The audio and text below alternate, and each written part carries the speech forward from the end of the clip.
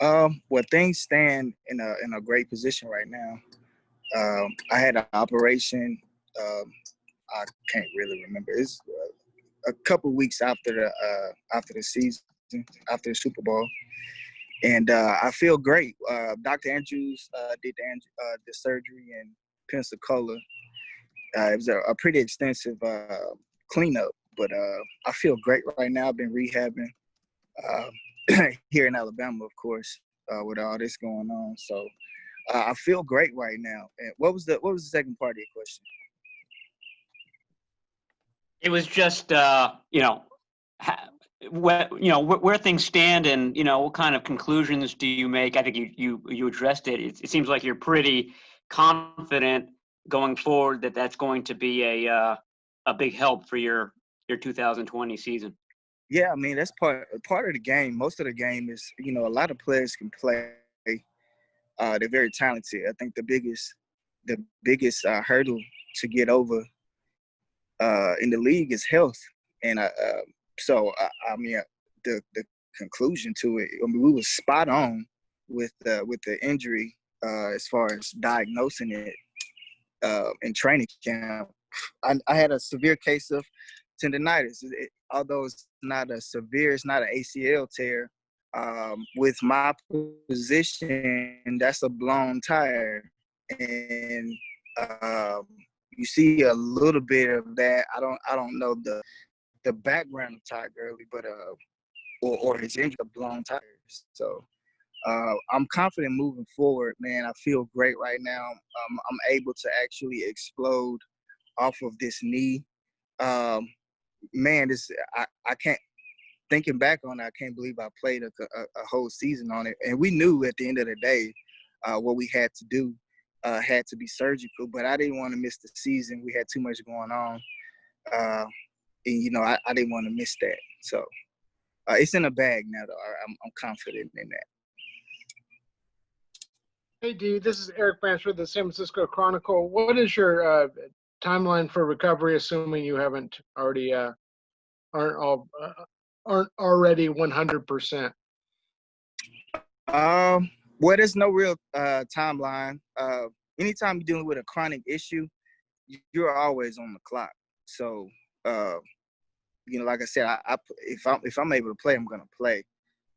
And as of right now, I'm just getting as healthy as I can. And it's just with everything that's going on right now, it's hard to measure what percentage. I feel great right now.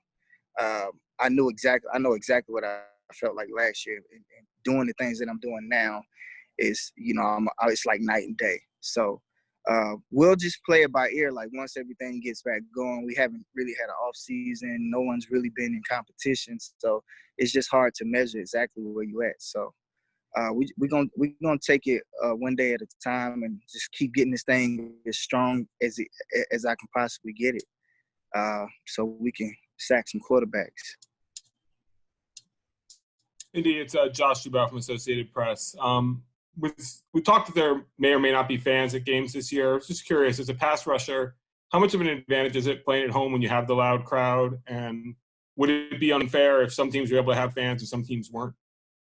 It would definitely be, in my opinion, an unfair advantage if some teams have fans and some teams don't. Because you're dealing with, on the offensive side, you're dealing with crowd noises and on the defensive side, it's really more so snap counts, chaos. At the end of the day, the true advantage is just the energy at home. That's the true advantage, is having the energy. Not every defensive player utilizes the snap count and the chaos, and the defense has to communicate just as well as the offense with the crowd noise. So, but I definitely feel like it's an advantage or a disadvantage if you don't have it, and I do feel like it'll be a little unfair. I heard things about the virtual crowd noise. I'm gonna go out on a limb and say a couple teams already got that going on, so they won't have any issues with it. Hey, Dee, this is Matt Mayoko from NBC Sports Bay Area. Considering that you played 11 games and still had 6.5 sacks and another sack in the postseason, now that you expect to be completely healthy for the 2020 season, how much confidence does that give you that you can do some really good things? I was speaking crazy, and my agent was talking about that at the end of the year. This year, even though everything panned out with last year, with the health issues and all of that, I wouldn't even able to finish the Cincinnati game. Although I had those hiccups going on, I felt a lot more confident. I felt a lot more powerful. I felt a lot more explosive. The game really, and this is crazy to say going into year 7, but it does slow down even more, which is scarier for me. I was able to see a lot more. I was just a lot more confident. Just wasn't able to stay out on the field. So, alleviating that problem is definitely going to put me in a advantageous situation this year. Really, I'm trying to rack up as many sacks and TFLs as I can, and help our team get back to the Super Bowl. Hey, D, Nick Wagner from ESPN here. Kind of following up on that a little bit. Obviously last year you guys had a lot of success on the field as a team, but your frustration for your ability to be out there. How did you kind of balance that? And looking back on last season, what was kind of your assessment of just how going through all that while also dealing with the injuries? Man, it was so tough. It was so tough. It was so tough, especially. I was in a situation when we needed to beat Seattle, and I had actually re-pulled my hamstring working out, and I really wanted to play in that game, even if I was to just be a decoy. And just when the stage is that big and the stakes are that high, big time players come out in those type of games, and the fact that I was missing those opportunities, it definitely hurt. But we sat down as a training staff, which was phenomenal. We have a phenomenal training staff and strength and conditioning staff. And we were all on the same page with, we got one shot to do this right, because we're definitely going to be in the postseason. So I had to forget about how I felt and just move forward. It was tough.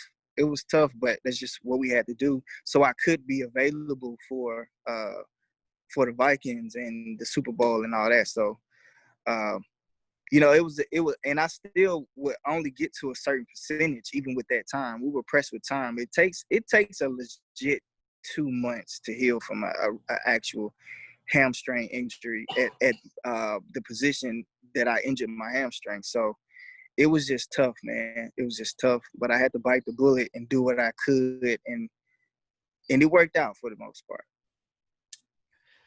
D, this is Chris Biederman from the Sacramento Bee. It seems 2 seasons now have ended in pretty disappointing and emotional fashion for you personally. I'm curious if the second time was any different than the first, because you had gone through that before, and also if you've been able to help out your teammates deal with that level of disappointment because you had gone through that a year earlier. The feeling doesn't change. The feeling doesn't change. It still hurts. We put in a lot of work, and I feel like even though narratives don't matter, they matter, honestly, when you really think about it. And we fought the narrative of when would we fall off the map, if we were real or not, but we stuck together each week, and we had to battle. We started getting each team's best shot. So when you put in that amount of work, of course it's terrible to come up short, but you got to have a short memory. Part of being a championship team is having a short memory and moving on. I said before, even before I got to San Francisco, I said that if I was to dwell on things that happened in the past, I wouldn't be any good in the future in helping my team get back. So it's the same thing this year. We can't dwell on, the loss. You got to use that to push forward and be even better, in which we are going to be even better next year, because now we're going to have to face another narrative of just having that hiccup season after the Super Bowl. So, the fight continues, man. The fight continues. Hey, Dee, it's Tracy Sandler. I was wondering if you could talk a little bit about what you've seen from Javon Kinlaw in your meetings and what you think he's going to bring to the line. Well, we have a personal group chat, and so as soon as he was able to, we dropped a minute. So we already know he's a stand-up guy. He works hard. We send videos to each other, kind of motivating each other, working out. We send certain videos, and in our meetings, I'm not actually in. We split up with DNs and D tackles, but I've been hearing great things about him. He's locked in. He's ready to go. And like I said, we've been keeping up personally in the group chats. So as a D line, so we're looking forward. He's a part of the brotherhood now, even though it's virtual right now. But he's a part of the brotherhood. We know he's down for the cause. It is not easy playing in this particular D line. I can't speak for other teams, but it's hard to play. And so it's good to have a guy who's gonna throw that badge on and go to war with us. Hey, Dee, it's Scott Bair from NBC. I was just curious about your first year working on the same line with somebody like Nick Bosa, and just the fact that you guys seem to make each other better, whether you guys were playing right next to each other or coming off of opposite edges. What was that experience like? For me, I feel like it was sort of a manifestation of the brotherhood that Tamba and Justin provided for me. I knew that I needed to do that for Nick, in as far as embracing him and kind of just communicate with him during games. And I really felt like we simplified things together, which that's what Justin and Tama did for me. We simplified things. It felt like practice. We was just out vibing, having a good time. But we worked hard and we pushed each other. So, and it's only going to continue. And, usually, and you don't have to connect on a personal level. Let's get that right. But we connect on a personal level. I really like Nick as a person. And we're growing to love each other as individuals. And that just draws you even closer. Hey, Dee, Jennifer Luchan. You're moving forward into 2020 without DeForest Buckner and Sheldon Day. Can you talk about what DJ Jones can do to step up and kind of help out in that role, and what as a defensive line as a whole you're going to have to do to fill that leadership position? In the beginning of the season, we really saw what DJ can do. He's a game changer. He can definitely disrupt the whole offensive line, the way that he penetrates and push pads back. He's definitely a pivotal part. I think he's in the same boat as me. It's just being available is the more important thing. And the more we have DJ, the more scarier the D-line is as a whole. We all play together, and everything that we do together is tied in together. So DJ would be a very important part of that.